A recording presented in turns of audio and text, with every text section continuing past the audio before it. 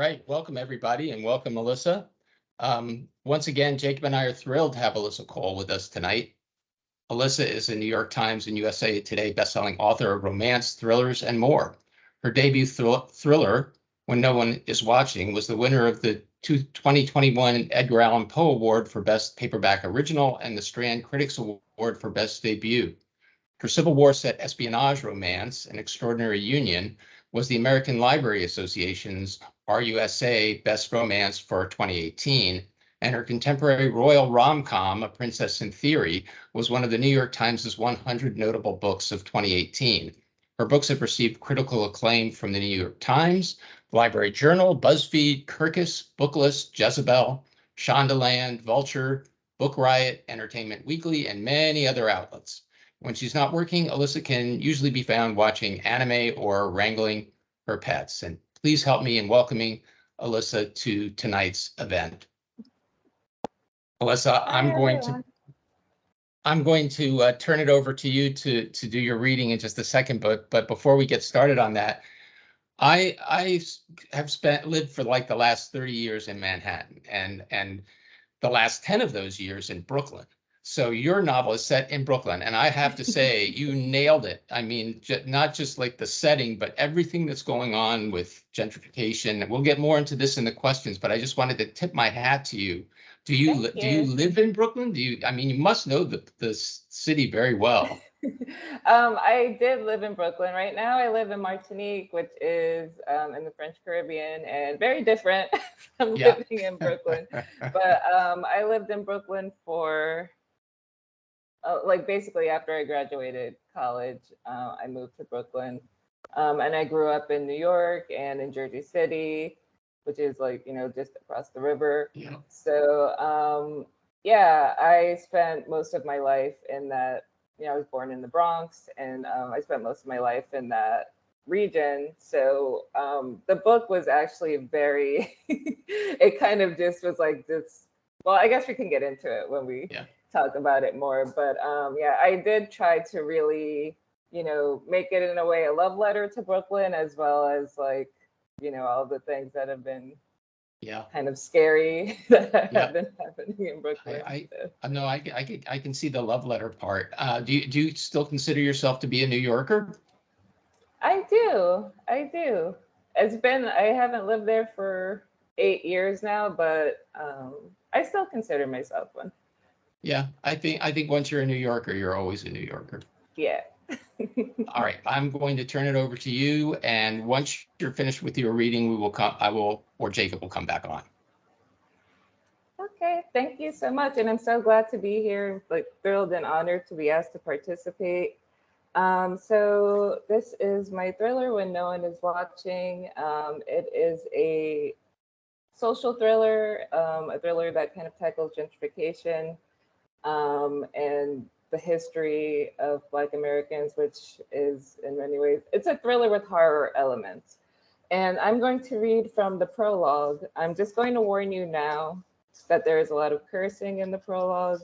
If you don't like cursing, you can like mute it and then come back afterward. And I'm just warning you because I started the book off with a lot of cursing purposely, because if people didn't like cursing, they were not going to like the rest of the contents of the book. And many people have let me know that they didn't. So I'm just giving you a warning ahead of time. So this is the prologue. It is from the point of view of Sydney, it's a dual protagonist novel, but Sydney is the main protagonist. And it's basically an introduction. She's just moved back to Brooklyn after living in Seattle. And yeah, all right, I'm gonna get started. So, history is fucking wild. Last fall, on a night when my ass was getting well acquainted with the uncomfortable guest chair in mommy's hospital room, I numbly tapped and swiped my way to an article about a place called Black America. Not the label politicians use to place our concerns into a neat box full of worries they don't have to attend to immediately or ever, but an actual, tangible place, a slavery theme park that had opened in Brooklyn at the end of the 19th century. Slavery fucking theme park. Black America, the theme park, was built as an opportunity to become familiar with plantation life for those of the North who belong to a generation to which the word slavery has but an indefinite and hazy meaning.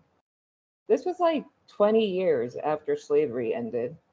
I mean, I too get nostalgic when an 80s jam starts playing on the radio, but these motherfuckers really needed to reminisce about owning humans? It was the those of the North part that really annoyed me.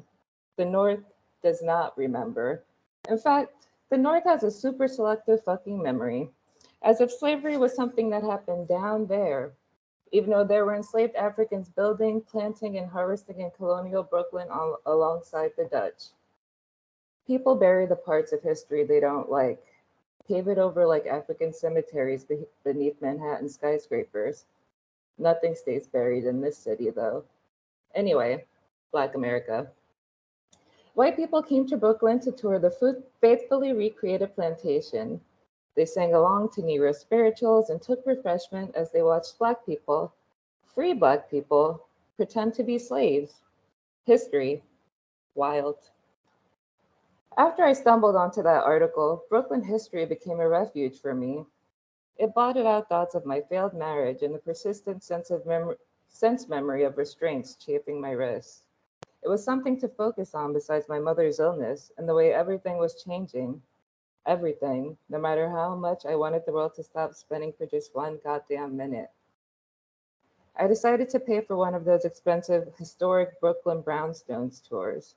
I lived in one of the beautiful old buildings for most of my life, apart from those few years in Seattle, but I needed a distraction and maybe an outlet for my frustrations. A Groupon discounted tour with a meeting point 2 blocks from my front door had been cheaper than therapy and 1,000 times easier to get an appointment for. I wanted to know what the tour guide said about us as they led crowds over the cracked blue slate sidewalks of Gifford Place. I wanted to know what the tourists were oohing and awing over when they clustered in front of our homes, looking through the present inhabitants in search of long dead grandeur. It was a day that actually felt like autumn, the weather cool enough to wear a cute blazer, and the oak trees lining Gifford Place ablaze in gold and red. I was struck by how beautiful my neighborhood was, bathed in these warm hues that contrasted so well with the brick and brownstone exteriors. How beautiful it had always been, despite decades of being ignored. Neglect had shielded us in a way, and watching strangers stroll through in their comfortable sneakers with Nikons hanging around their necks felt like the walls had been breached and the horde was marching in.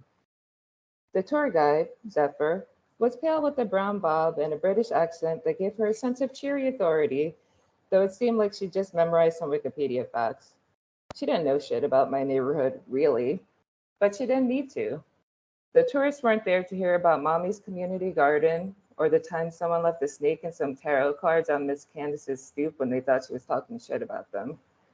They didn't want an anthropological deep dive into the relationship between bodega owner and lotto enthusiast or an oral history of stoop usage.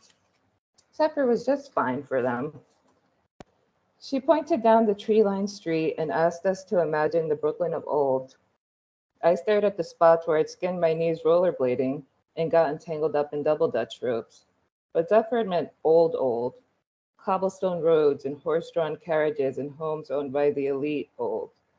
It was probably easy to do for the people on the tour. The street was quiet and almost empty, as if my neighbors had sensed the approach of the interlopers and retreated into the safety of their homes. We started to walk, the leaves crunching beneath our shoes serving as the beat under Zephyr's sing-song voice. And this is the former Gifford Medical Center, originally the Vriesendal Sanitarium, completed in 1830 and shuttered in 2005, she said as we stepped into the street to bypass the chain-link fence surrounding the building where I had been born.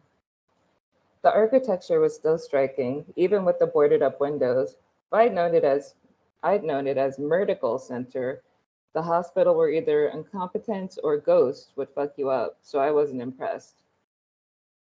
This building has recently been the center of controversy as it's one of the proposed sites for the next Ferentech Pharmaceuticals campus, Zephyr said.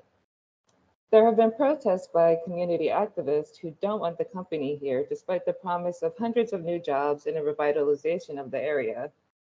Those against the campus are also upset that an opioid research center is being placed in a community they feel was over policed during their own drug epidemic. It is a bit more complicated than that. My best friend, Drea, works for the city and have been keeping me and mommy informed of what would happen if Barentech chose our neighborhood, and none of it was good. Not for us. These people are never satisfied, a white man with graying hair grumbled. I glared at him, and so did a few other people, but he didn't seem to care. Zephyr ignored him and ushered us on.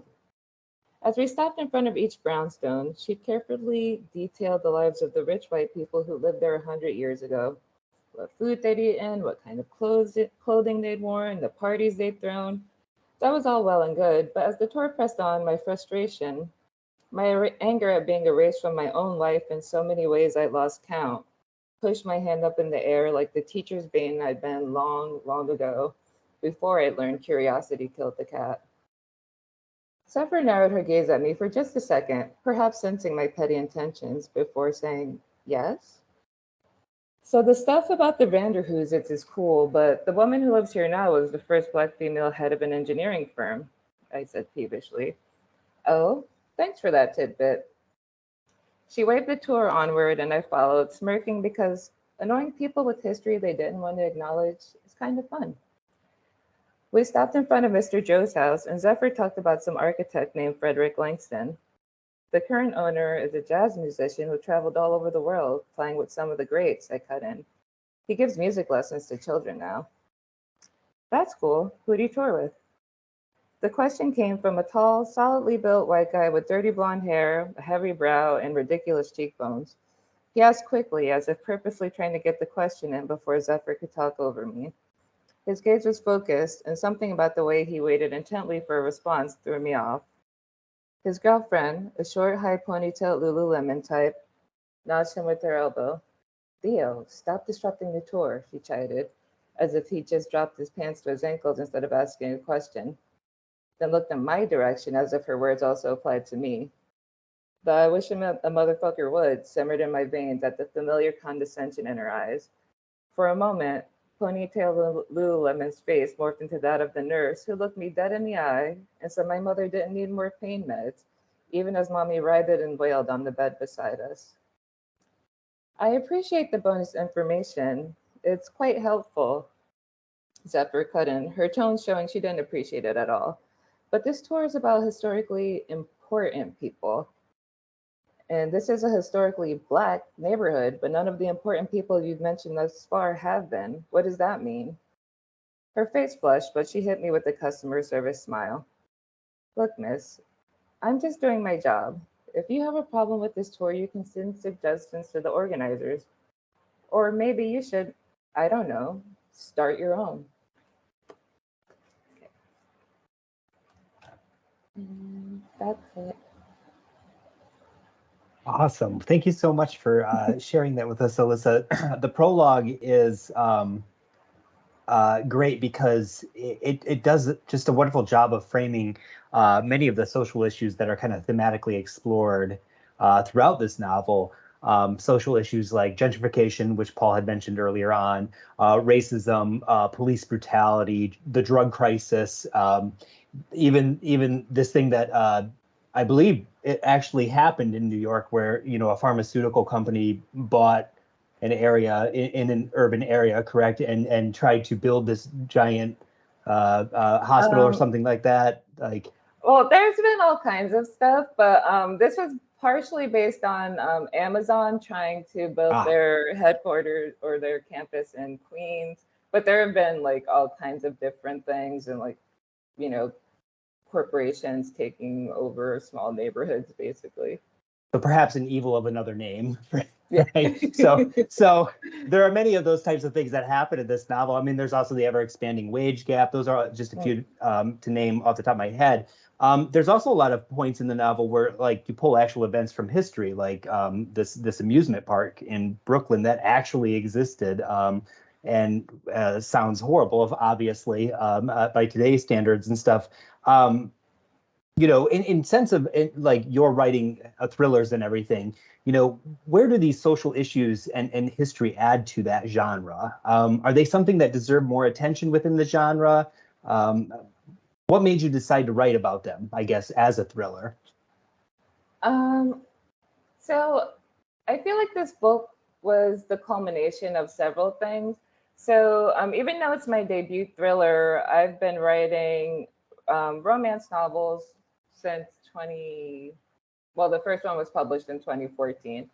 And my romance novels usually deal with some kind of social issue. I know people don't often think of that when they think of romance novels. I'm not the only person who does that. Many, many, many romance novels deal with social issues. And one of the things that I loved about that in romance is that you can take these, and I wrote a lot of historical romances as well. So one of the things for me is that you can take these situations where if you handed someone a history textbook, they might say, I don't really feel like reading that right now. But if you can take history, real history, and put it, kind of sneak it into an exciting and fun story, for me, that's fun to write, and I enjoy reading things like that as well. And I thought some of my romances that I've written were, kind of border on suspense and thrillers, but even though they lean more heavily into the romance genre. So for this story, it was kind of a culmination of like, because so many of those books were romances, even though they dealt with really heavy things, like I have one series set during the Civil War, a book set during the Revolutionary War in New York, and kind of books that have taken place at various time points in American history. I wasn't always able to like fully delve into like how atrocious so much of the stuff was that was going on. Right. Like I was, but because the overall, I didn't want to like completely overwhelm the reader with like how horrible everything was. But I was reading all of these horrible things and like, hinting at them and like still trying to include them in an emotionally affecting way, but also not wanting to kind of flood the reader with all of this, in addition to, having the romantic story. So, and then also, as I was saying earlier, I grew up in the Bronx in Jersey City and then lived in Brooklyn as an adult. And just kind of remember every time like Jersey City underwent like a huge gentrification. And every time I would go home, I would be like, oh, like, where is this? Where's the video store? Where now there's like a giant building there. Where is, this thing? And kind of just started to feel increasingly like this wasn't the place that I grew up in. And then I was living in Brooklyn at the time, so I was seeing it, there as well in real time. So it was just kind of always in the back of my mind of like, this is like something that just feels so overwhelming. And I was trying to figure out how to put it into a story. And there's kind of like the beginnings of me tinkering around with this idea in one of my romance novels that's set in Scotland. Oh, okay. But then there was so much stuff going because gentrification is happening everywhere. Right. But there was all of this other stuff going on, like the secret love child of a duke and all of this other stuff. So that the gentrification storyline kind of fell to the wayside. Okay. But it was something that I was starting to explore in romance, and then really seemed to me to be a better fit for the thriller genre, where I could really lean into how kind of disturbing, stressful, and like suspenseful it kind of is to live through these kinds of situations in like a really heightened way, and but also delve deeply into like how ingrained a lot of these things are in American society. Yeah. And I mean, I noticed that reading throughout it as well. Like it does complement the thriller genre very well. This gentrification, because there are many times and moments, and I'm not going to give much away. There's so much that happens, and I encourage everyone to go out and buy this book when no one is watching. It's but like there's moments in it where like suddenly the main character will, go to her bodega and it's suddenly different. It's changed. Yeah. And it's just like all of a sudden it's like everything is pure, like everything's white, clean, and very almost medically like kind of eerie in a way. And that tone, that feeling, that unsettlingness comes through in the thriller genre almost like everything. I don't know, kind of almost like a Stepford's Wives almost thing. Like Yeah. things are being replaced, right? Yeah. But they're somewhat familiar, but they're not, and that kind of carries throughout this book. So when you're writing these, I mean, you write a number of genres, right? And in fact, this one has, again, not to give anything away, there's a little bit of romance, right? There's definitely the historical fiction throughout it. Definitely speculative thriller, like what is happening kind of mood. When you begin writing a story, I mean, do you know which genre? Do you say, I'm going to write this historical piece? Or is it more, from what I understand, that you kind of discover something new and interesting, and it's like, I want to share this with someone, so I'm gonna implement this in my fiction. I'm gonna share this story about this duke and his son, or whatever the case may be. Yeah, I think I often, can decide that there's going to be, that it's going to be romance, or it's going to be, romantic suspense, or it's going to be a thriller. Mhm. And but often my work ends up being kind of a mashup of genres. Like there will be like one predominant genre, like in this one there's a thriller, but there are elements of horror, speculative fiction, like you said, and historical. And my romances, there will often be an element of like mystery, even though it's like, a contemporary royalty romance fairy tale retelling. But then like in my book of Princess in Theory, there's like a mysterious like pandemic, unfortunately, a mysterious virus. And I was like, why did I write this? The heroine is an epidemiology grad student. And in the last few years, I was like, oh man, like not going back to read that book right now. It turned out to be fine in the book. It wasn't really a big thing. But like things like that. So even though like on its surface, that book is like a royal kind of the Prince and the Pauper meets Cinderella type story, there's also like an undercurrent of like mystery of like what is this disease that's happening in the country. So I really enjoy just kind of adding elements from different genres. I write sci-fi romance as well, and varying levels of in-depthness to the sci-fi elements. I have one story, The AI Who Loved Me, that, started off as like, oh, it's a funny story about a woman whose next door neighbor turns out to be a hot artificial intelligence. But then it turned into like a rom-com slash thriller slash dystopian romance. So I kind of just like sometimes end up just putting in various elements of different genres in a way that hopefully readers still enjoy, even if it isn't exactly what they were expecting when they picked up the book. Right. I mean, ultimately, it's about entertaining the reader and the audience, and mixing genres like that. I think that a lot of our students here at Southern New Hampshire University like to explore that option, mixing genres and stuff. So being able to hear, an author say, "Yeah, you can do that." That's something that you can do. Can.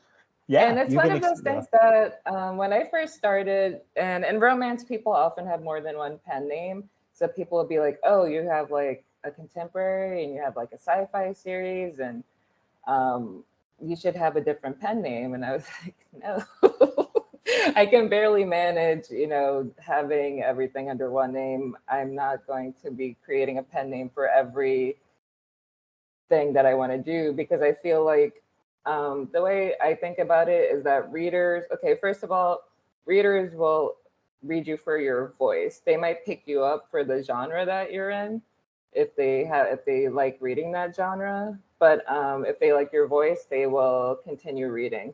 And this for me has been true from the beginning. So my first series was like sci-fi, I call it cozy dystopian. But the first book was a heterosexual couple who were like in their late 20s. The second couple was a gay couple in their late 20s. The third couple was a younger 20s couple. And people were like, oh, you can't just like switch orientations. And I was like, why not? Like people will read it. So people who said, okay, I read the first book. I don't usually read MMs, but I'm going to try the second book and I really enjoyed it. And generally, I find if people like your voice, they'll at least try your other books. And if they don't like it, then they'll just say, okay, well, I'll stick to reading the, the genre or subgenre that I like. But I think so many authors now are spreading their wings even more and like writing all different genres. I know there's another thriller writer, Rachel Howzell Hall, who has like a fantasy novel coming out very soon. So I think people are really starting to not feel as confined to like, I must only be a thriller writer, or I must only be a romance writer. Right. Well, that's awesome. I mean, and I think that, yeah, there's just endless opportunities, I think, to be able to mix genres and stuff. And it's just, having to master the craft, of course, to make sure that you can carry the narrative and everything. But it's something worth exploring. Well, I don't want to hog all the questions and stuff, so I'm going to hand this over to Paul, my colleague, and he can ask a couple as well. So thank you so much, Alyssa. Oh, thank you. Thanks, Jacob. I was listening in the background there, just chortling and really enjoying that conversation. And just to kind of, actually, before I jump into my questions, I wanted to just remind our audience that you can ask questions too. Just click on the Q&A button on your screen, and you will be able to choose to ask a question. And we would love to get your questions so that we can uplift them to Alyssa. So Alyssa, you mentioned like how you combine genres within particular works, but you are also writing across a wide variety of genres. But I think, and I agree with Jacob, it's like super liberating for our students to understand, wow, this is something you can do. But I wonder if students, or in fact, I know that students still are still worried that, well, maybe I can do it. Maybe somebody like Alyssa Cole can do it, but isn't my publisher going to be pushing back against that? Aren't they going to want me to be restricted to just one genre, at least until I establish myself as a better known writer? I think it depends on the publisher. But I think that, even now I'm seeing people who have a debut that's like kind of firmly in one genre, and then their second book is kind of, there'll be elements of fantasy or some, more thriller. So I think publishers are also opening up more to the fact that people don't need to just write one genre in order to maintain a reader following. I think in the past they were more rigid with that. For me, it wasn't really an option because I would have to write what I needed to write, and I've been lucky enough to have publishers who have worked with me on that, and to also self-publish when publishing wasn't an option. Like when I first started out, I was self-publishing historicals and publishing anthologies with other romance writers because people said, oh, well, diverse historicals, no one's going to buy that. And then I was like, okay, well, we can just publish it. And hey, people did want to buy that. And now more of them are starting to be published and hopefully continue to be published. But it's one of those things where if you have a specialty that you want to write in, of course, that's totally fine. But if you aren't sure, or if you enjoy writing various things, I think that it's totally doable. And also to think about it like as something that you can take your time with, because ideally, writing is going to be a long haul career. So you can kind of think about, okay, maybe at the beginning I'll write more of this, and then maybe I'll get tired of writing that. I want to try something different.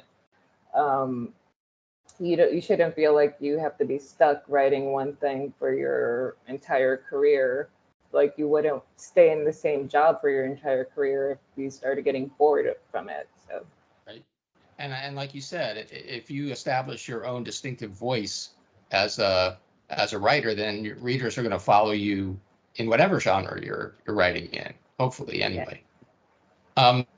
So we are starting to get some questions in. Oh, actually, this is somebody, Amina says, no question. I just wanted to say I love her work. Read that book and bought copies for my sisters. Thank you. So I want to go back to something that you mentioned a little bit earlier, that there are kind of horror elements in your book. And when I was reading this book, I was thinking a lot of like Get Out, and I was thinking of Lovecraft Country and Tanarive Dew's work on Black horror. And I wanted to ask you to talk a little bit about, because it seems to me that there's kind of, maybe movement is not quite the right word, but it seems like there's a common thread going on among a lot of writers of color, in not just in the thriller genre or the horror genre, but across a number of genres that nevertheless share certain things in common. Yeah, I think that, you know, even if you go back to early writings in the early 1900s, like short stories from Black writers and, you know, early novels, a lot of those also have a kind of, even if they aren't specifically horror, there are sometimes these kind of horror and suspense elements. And I think that that's one thing that and this kind of also relates to the question Jacob asked earlier that I didn't entirely answer, which is that like thrillers and genre writing or genre novels in general, but thrillers specifically, can really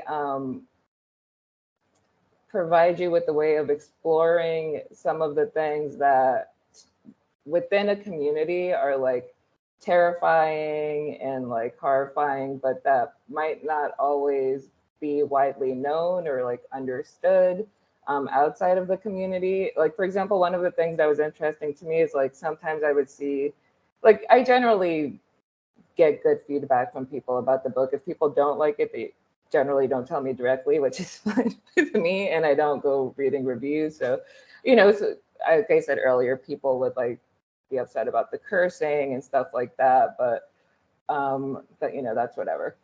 But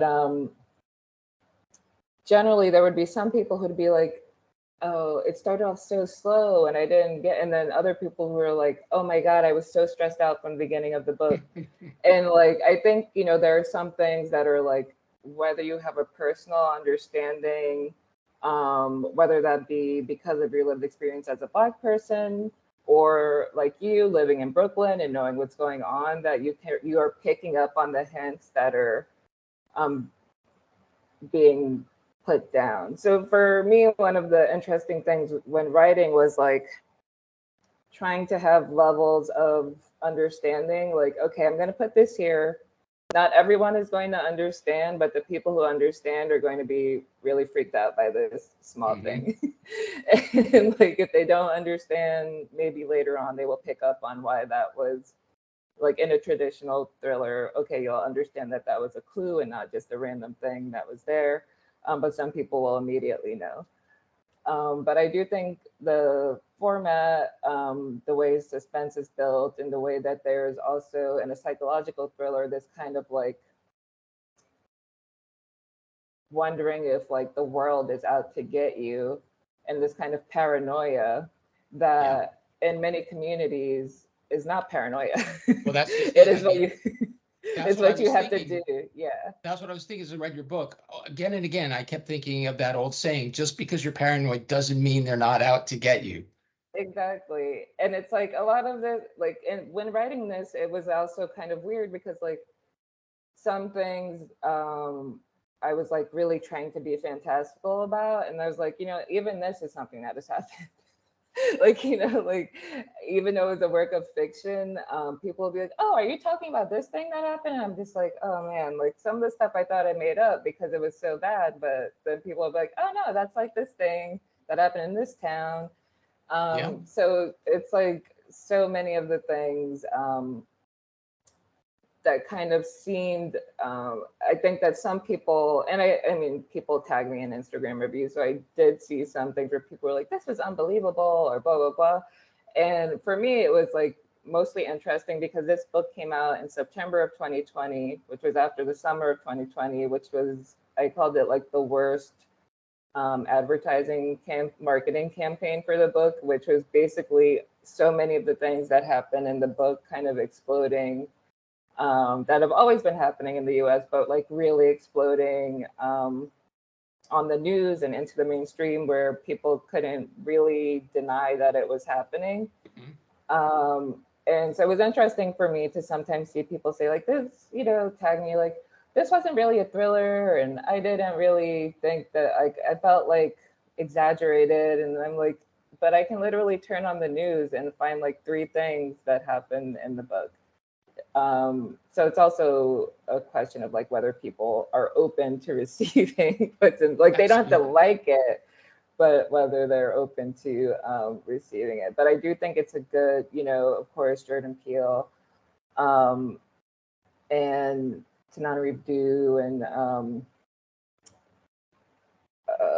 Lovecraft Country, which was also in the same vein of kind of, I think, really kind of exploring American history and even like just real things. You can take it so many real things that happen in history, and they are like literally the stuff of nightmares and horror movies. Well, exactly. I mean, I think there's a strain of horror, for example, that is like all about kind of escape.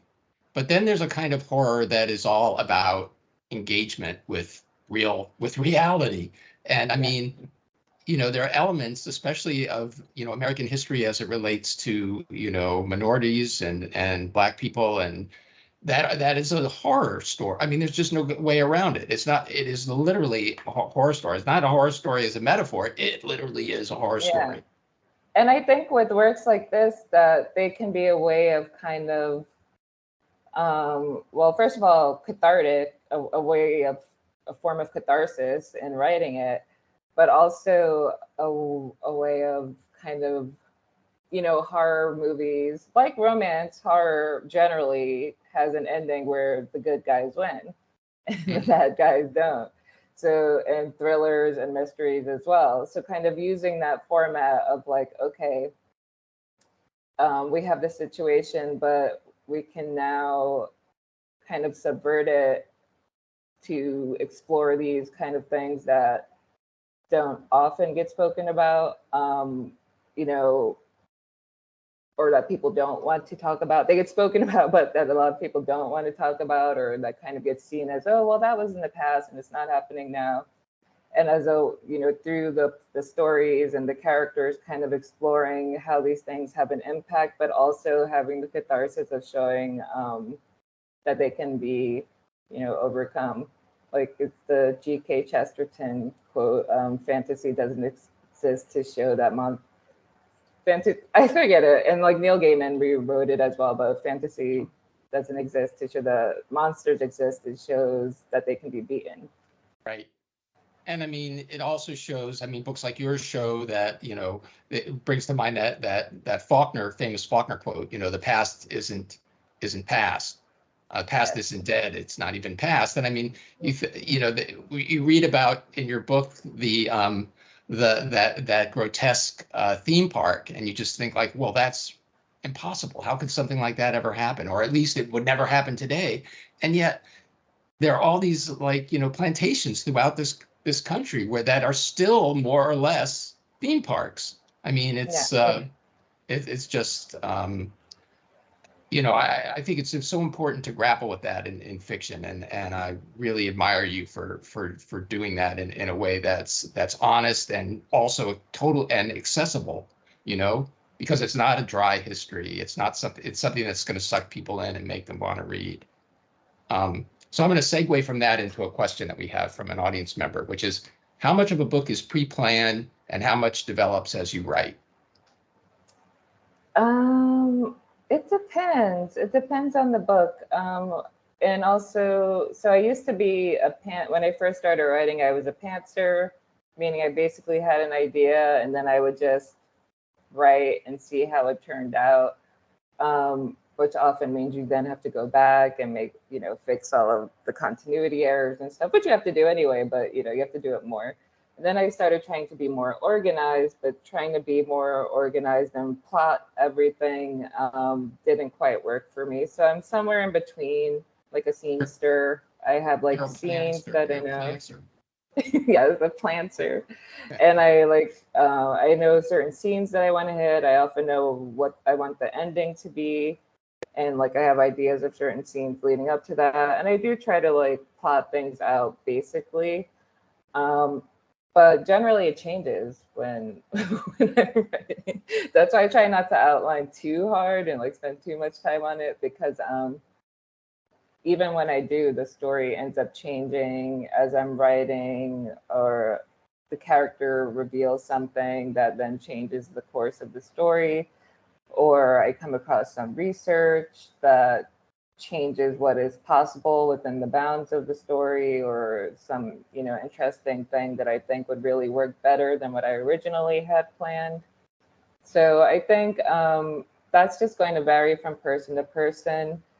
Some people write like 10,000 page outline, 10,000 word outlines before they start writing. But I think finding what works for you and allows you to be comfortable as you start working on your story is probably the best thing. So trying out, a variety of different things and seeing what feels comfortable for you as a writer.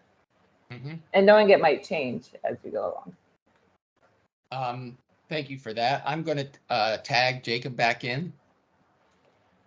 Sure. Thank you, Paul. And folks, just as a heads up, I see that there's a couple of people with hands raised. We don't have the microphones enabled, so if you do have a question, use the Q&A function at the top. There should be a little bubble with a question mark in it. If you click that, you can ask a question, and we'll get it on our end and we can ask.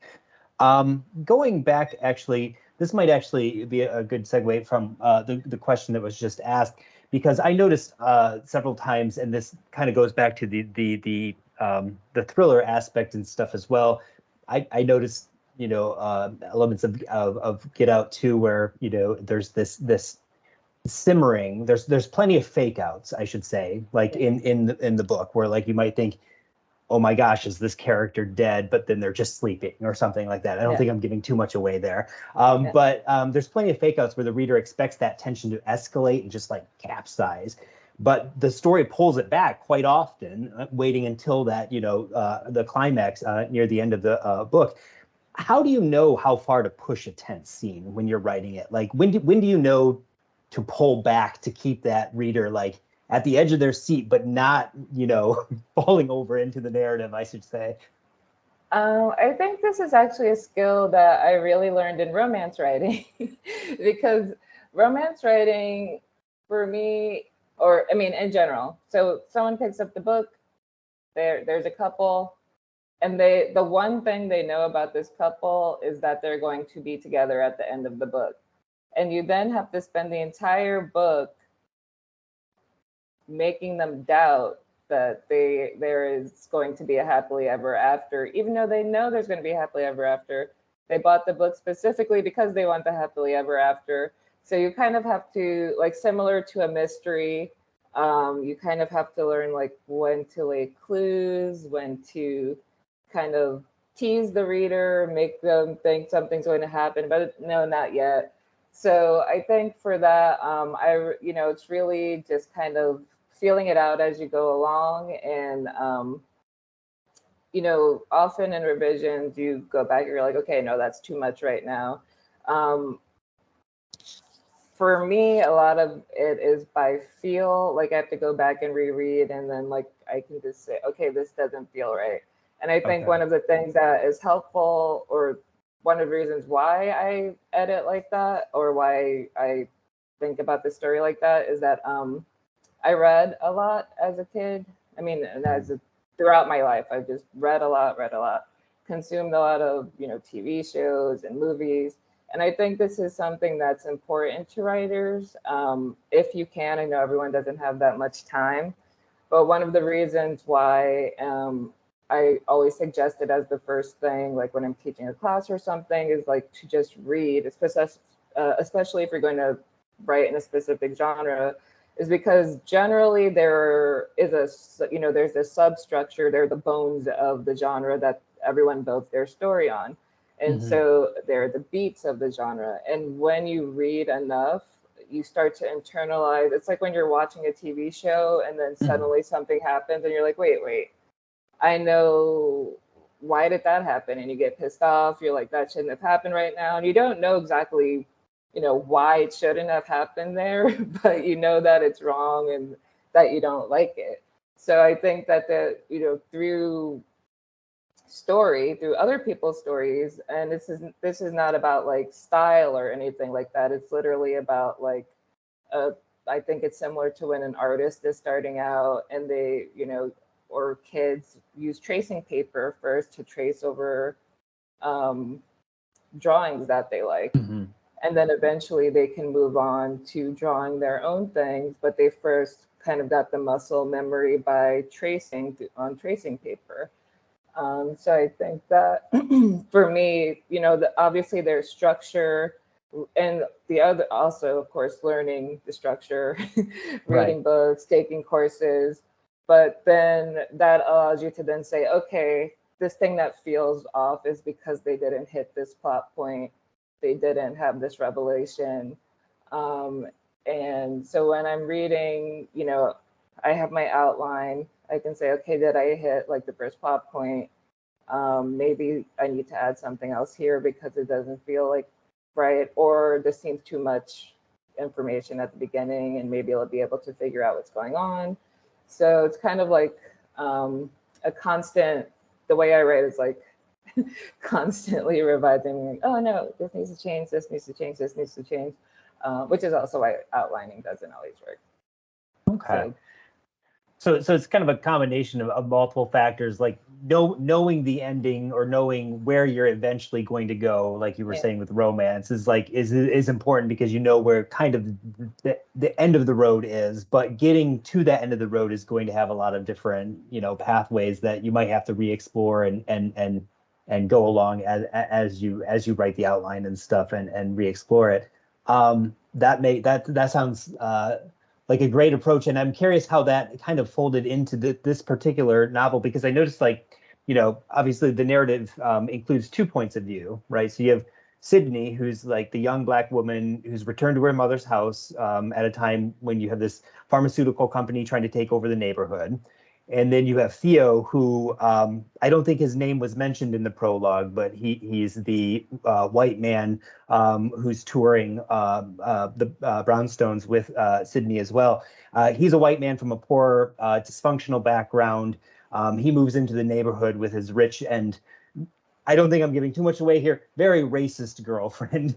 So ultimately, this is Sydney's story in the long run. The prologue is Sydney telling it, and then, by the end, it's still Sydney's story. But Theo plays a large part in it as well. And it actually kind of, not every chapter goes back and forth. Sometimes you might have multiple Sydney chapters and stuff, but it does often come back to Theo. And there's even a point in the novel where he admits that I might be a trope. I might be that white savior, right? So I'm curious, like, why was it necessary for you to like have Theo in this narrative? Like, what made you decide to share his story as well, and use that particular like dual point of view narrative? Was that something that came to fruition as you were outlining, or was it planned all along, or? It was planned. I generally like a dual POV narrative because in romance or thrillers, because it's fun to see what people think they know, and what they definitely don't know, and see people, I like being able to play off of the way different people perceive things, because everyone has different, like Theo's background kind of shaped how he perceives the world and how he was perceiving himself perceiving the world. Sydney's background shaped how she's perceiving the world. And so I kind of thought that would be a great contrast, and kind of then they're also perceiving each other. So Right.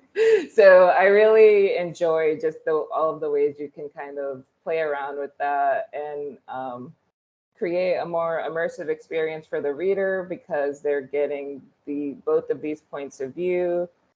The two people will notice different things because they have different worldviews, but also and they're bringing their own backgrounds into the story. But it's also for me it's just kind of fun to have these different perspectives on the same situation. And for this story of gentrification, I thought it would be interesting to have the woman who grew up in the neighborhood and left and then came back, and someone who has just moved into the neighborhood for the first time around the same time.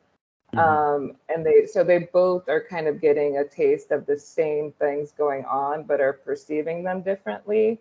Until they both start kind of getting on the same track. Right. Yeah, there is that eventual merge, and you do see it's interesting because like Theo, I think the reader can notice that Theo kind of grows as a character as well, because there's even moments early in the narrative where you're like, well, that's kind of a racist thing to think or say, like that Theo thinks or says about, like perhaps a Middle Eastern bodega owner or something like that. Yeah. And you're like, you pause, but as the narrative progresses, he does become more attuned to the neighborhood and seeing what is actually happening and kind of opening his eyes. And so like, as that progresses, that the two narratives do tend to merge or closer and closer together, which is a really cool concept. And I think really helps escalate that tension as you get closer and closer to the end too, which I mean, like I said, folks, if you haven't picked it up and stuff, please do, because it's just like it's one thrill after another as it picks up, and it's just wonderful all the way through. Well, Paul, I don't have any other questions in the chat. Do you want to hop on and ask one more before we close it out for the night? Yeah, I can ask one more because I agree with everything that you just said about this novel. So what I want to know is there a movie coming out? Is there a series? There's got to be interest in filming this. There is interest. There's the possibility. I haven't heard anything in a while, but hopefully something will come of it. Okay, well, I certainly hope so. I mean, it seems like a natural. Sometimes you read a book and you're just like, what are they thinking? Why aren't they all over this property? So, I mean, I know that's like a bittersweet thing for you to hear, probably, but well, hopefully something will come of it. I certainly hope so too. I guess the last question I want to ask is kind of like, you mentioned romance and how important that has been to your career. You began as a romance writer. There's always a strong element of romance in your work. And I think a lot of people came to you through romance first and maybe even still think of you primarily as a romance writer, or at least in the context of romances. You were also kind of involved in the dust-ups over at the Romance Writers of America, in which that organization just spectacularly shot itself in the foot again and again and again. Just mind-blowing. But what else is there out there for like, BIPOC writers who are interested in romance? Where can they go? Has the RWA redeemed itself? I mean, are they a legitimate to place my now? knowledge, they have not. I honestly haven't paid that close. Like, I would see things every now and again that did not make it seem that was the case. And I'm not sure. It's really unfortunate because they were such an important organization and really just imploded out of pettiness and racism. It was a very American implosion, unfortunately. But I'm sorry, please go ahead. Oh no, I was just gonna say, in the wake of that, there has not been anything that replaced it. If you write sci-fi romance, you can join the Sci-Fi Writers of America. For thrillers, if you write thrillers, there's crime writers of color, as well as thriller writers of America, mystery writers of America. But crime writers of color and sisters in crime, which is women who write mysteries and thrillers. are two organizations that could be useful for that. For anyone who writes romance, I would, recommend checking out your local romance group. So there are local RWA groups, which you don't necessarily have to be a member of RWA National to join them. There are groups that used to be part of RWA but disaffiliated and are no longer part of RWA, but still offer workshops, guidance, and stuff like that. So I would recommend those. And also doing events like National Novel Writing Month, where you can meet other writers online or in person, and find people who might want to do a critique group with you, or and I believe there are sites online where you can find critique groups, critique partners, beta readers, and stuff like that. Unfortunately, I can't recommend RWA right now just because I haven't heard anything that insinuated that they had gotten their stuff together and that would make it worthwhile. But that's also something that people can look into because I'm not completely up to date about it. But I do think maybe starting smaller, local, and finding online places if there's nothing local to you could also be helpful. Okay, thank you. Thank you for that. Because I know, like you said, when they were such a monolithic organization that when they imploded, there was nothing else. Yeah. So and that was unfortunate, although I must say well deserved on their part. Yeah. Okay, so I guess we're coming to the end of our word for word. Alyssa, this was just wonderful. I want to thank you so much. Yes, thank you. It was wonderful, Alyssa. And again, folks, when no one is watching, pick it up ASAP. And 5 of you actually will be getting a free copy of this. If you signed up through Blackthorn and stuff, we'll do a random drawing afterwards, and Paul will be in touch to get your mailing address and everything as well. So, maybe wait a day to see if you win the copy. But I would also say pick it up when you get a chance as well, because it's just wonderful.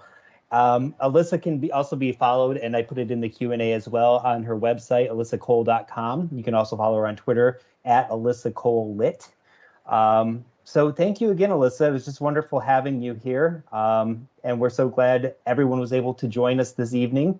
Our next Word for Word event is actually going to be scheduled for Wednesday, March 22nd, and we'll have a special guest soon to be announced.